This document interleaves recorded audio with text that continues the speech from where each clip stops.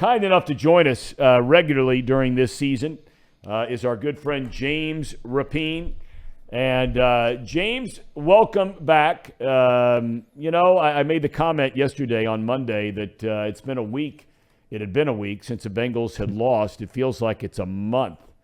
What's it been like for you? I mean, I know that your work doesn't necessarily stop, but it's certainly not the same of going to practice every day and press conferences every day and all that kind of thing. For sure. Yeah, last week was regroup, recalibrate, and get into off-season mode. It's during the playoff runs of the past 2 years. It's not like I'm paying attention to the draft at all.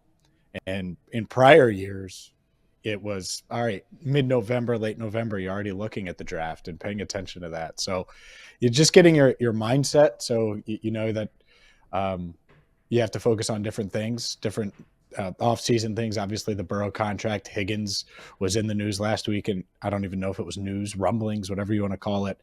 But no, it's been nice because you get to sleep in a little bit. You get to, I always stay up late, but stay up a little later, I guess, and regroup. Well, I mean, you got to take care of that little baby now. I mean, how much that are you really getting? Are you season. making mom get up all the time, that kind of thing? Me? Are you carrying a load around there? Come on now, Thom. Of course. I'm a diaper expert now, and she actually falls asleep for dad much better than mom. So I need to be up because I need to make sure she goes back to sleep. Do they still have those things, when our kids were little? Now, I mean, I'm sure the technology has changed over the last, for our daughter, when we first started doing this 19 years ago. But do they still have a little thing where you take the diaper and you put it inside this contraption and then you spin it around and it basically seals it off, so by the time you empty it, you've got like 9 or 10 packets that are all sealed up one after the other of all of their you-know-what? Does it still work that way? I'm sure there's something like that. Ours is essentially a sealed garbage can where you can't smell it, and you just open it to throw the diaper in, and then you shut it off, and once it gets full, I take it out to the trash. So okay, all right. I don't envy our trash man right now, but we don't have to deal with that much. I always go out and say good morning to those guys. They come down our street on Tuesday morning. I always make it a point today. What time? Because ours come at like 5 a.m. So I never it was early. I mean, it's 6 o'clock or something. But I mean, I was up and I always try to make it a point to go out and thank those guys because that can't be a glamorous job. Good job. I mean, I'm sure the people at Rumpke take great care of them, but it can't be a very glamorous occupation. But I appreciate the job they do. We all do. You're talking about the off season, and I'm curious about something, and help me with this. I was starting to read an article. I didn't finish it. About the Chargers being $20-something million over the salary cap. Did you see this article? You know what I'm talking about? And they're talking about maybe Keenan Allen and some other guys having to walk out the door, right? Mm-hmm. The point I'm making here is this. Herbert has not been signed to the big long-term deal yet, right? Mm-hmm. Okay. Right, correct. Okay, so I mean, that you talk about a team that, at least according to the gist of this article, that is in big trouble, knowing that they've got to sign their quarterback. Now, the Bengals, if you believe reports, that they've built up this sort of war chest, right, of this money coming in. They're way under the cap, $40-something million, whatever it might be. Do you think at the end of the day, the Bengals are going to be able to keep Burrow, Huggins, and Chase? Going to be able to? Yeah. Yes, they're able to. I'll break the news. They're able to. 100%. That's not even now. Are they willing to, knowing that their structure of their team, their core, 3 of the maybe big 6 that you end up paying are going to be Burrow, Chase, Huggins. That remains to be seen. But yes, absolutely, they can do that. And let's just use the Chiefs as the example, right? They're paying Mahomes and Kelsey and Chris Jones, and they pay Joe Tooney at guard, and they're paying Orlando Brown this year as a top of the tackle money because he was franchise tagged. Like they pay people. It's not like they haven't paid guys, and obviously they had Hill under contract for multiple years too, and then decided to move off probably at the right time, by the way, because he's as good as he was this year. At some point, you'd think he would slow down a little. So Yeah, I think the Bengals can certainly do that. Now, worst case, do they trade Higgins like some have said? No, I don't think so. I think the worst case for the Bengals is they have this trio together for the next 2 seasons and franchise tag him for the 2024 season. And if I'm T. Higgins, I would look at that, and he's young enough to where you could sign an extension this offseason and still get big money again before you turn 30. And that's that magic number when it comes to receivers usually. So wouldn't be shocked at all if he takes maybe a shorter term deal as well and then cashes in again in 2026. All right, let me ask you this. I thought it was, look, I don't know what happened, and I don't know if anybody is ever truly going to know what happened. Mixon was in the news last week. There's been a lot of talk about his contract, about his, lack of playing time compared to Samaje Perine in the AFC Championship game. I think Perine had nearly double the number of snaps. Do you think Mixon's back here next year? Here's the thing is I like Joe. I think he's a great addition to the locker room, and I think he is a good player. But, and there's the but, you knew a but was coming. Is it worth $12 million? What he brings, is it worth that? Given the climate, given what that money could mean elsewhere? I think it's, if I had to guess, I would say no, because is he willing to restructure his deal? If he's willing to restructure his deal, then I think all bets are off because they really like him. They think he's a productive player.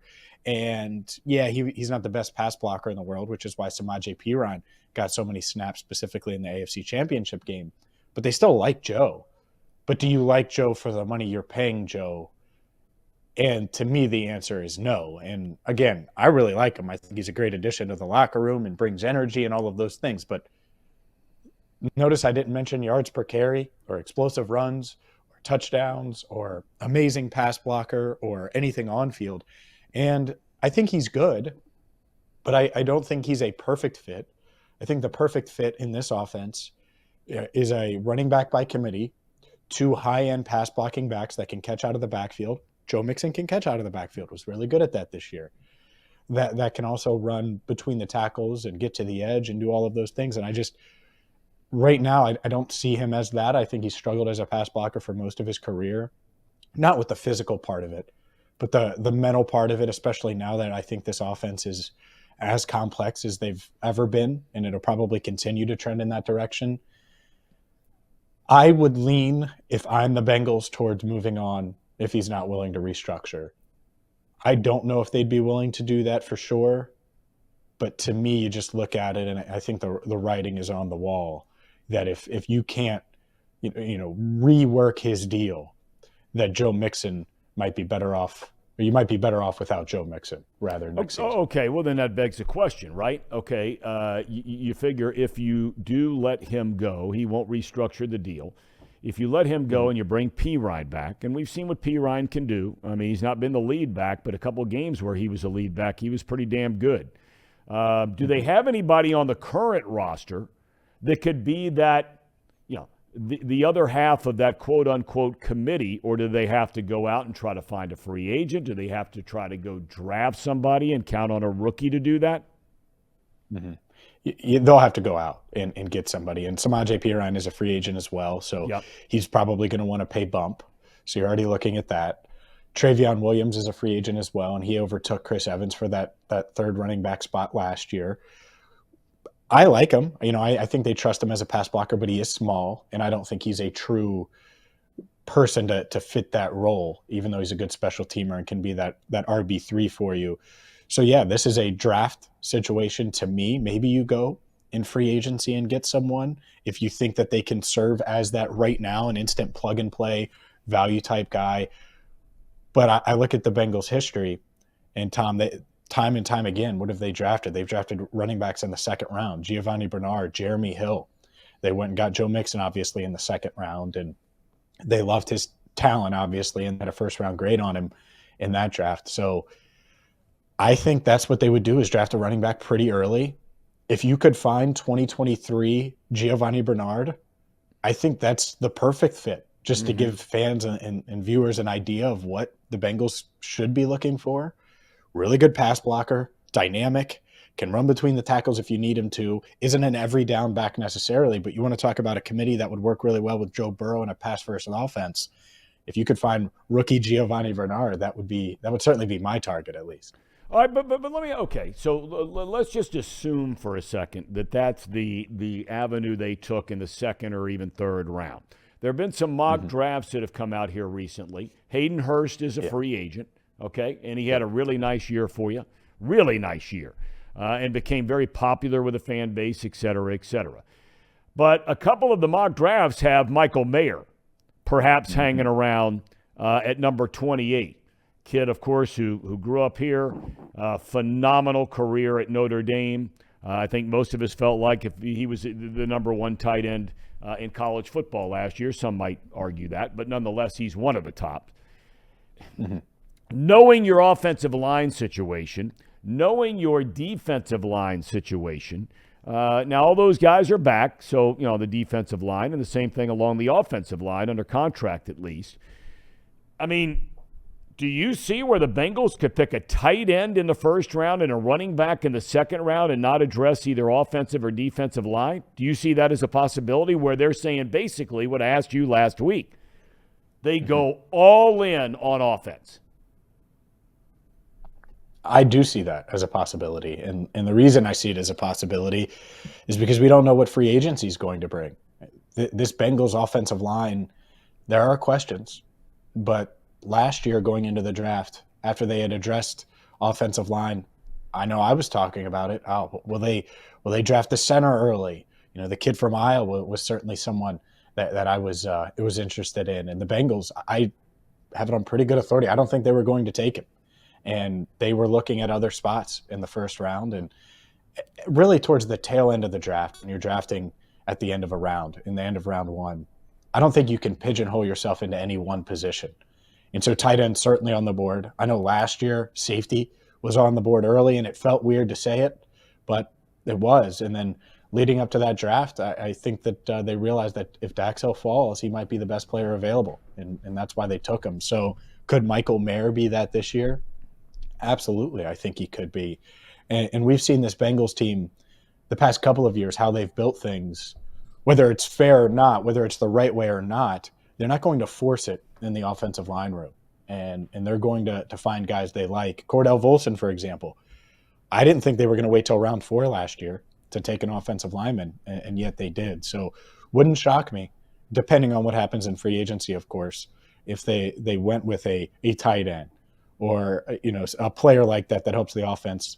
And then in the second round, if the running back's there that they really, really love, I could certainly see that. But just a reminder, they're drafting at the end of each of these rounds. Yep.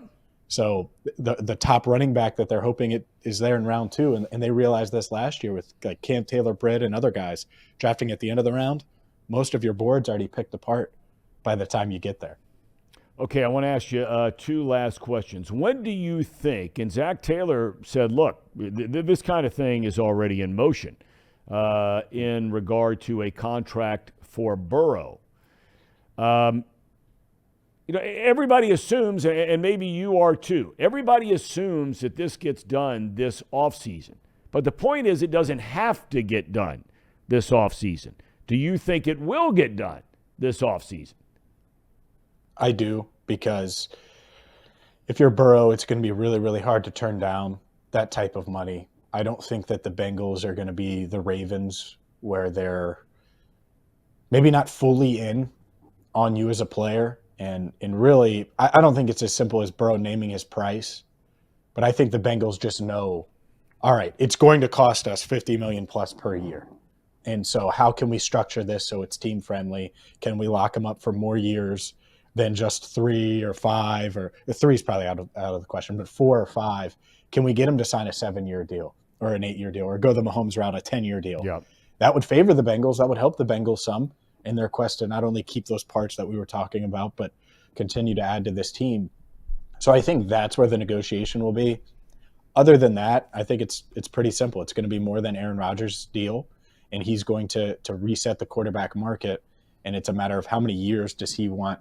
How many years are the Bengals willing to doll out? And, of course, the guaranteed money matters a ton. I don't think the Bengals are going to flinch much here. They're going to go against the grain of what they've done with every other contract in their history, and they're going to give Burrow a ton of guaranteed money because that's what the market says.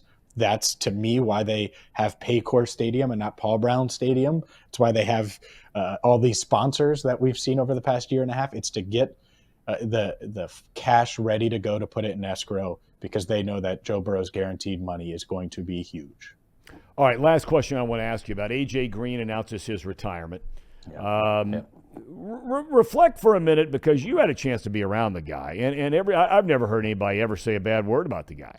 I've had a chance to meet him a number of times, but that was in and out of a brief meeting, doing games down there. When you think of A.J. Green, the first thing you think of is? Oh, man. Him high-pointing deep balls from Andy Dalton that most receivers would have no business of being able to catch.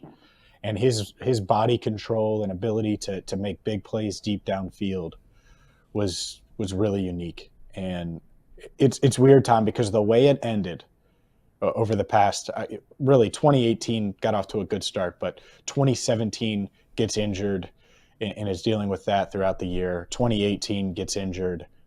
The way it ended here, I think it's going to go down. He's going to go down as one of the most underrated players in franchise history because people are going to forget what he was because of what came next. Burrow, Chase, Huggins, this era is going to continue to be probably the brightest in Bengals history. Certainly we've seen it thus far through a couple of years. So I think Green's going to get overlooked some, and he shouldn't because he was so good. I think he was a big reason why Andy Dalton got a second contract and that $96 million deal that he got from the Bengals because he just made Andy look so good, and he was clearly their MVP for multiple years before it was such a receiver-driven league, and he just didn't have that playoff productivity that you were hoping for as a team. The entire team didn't.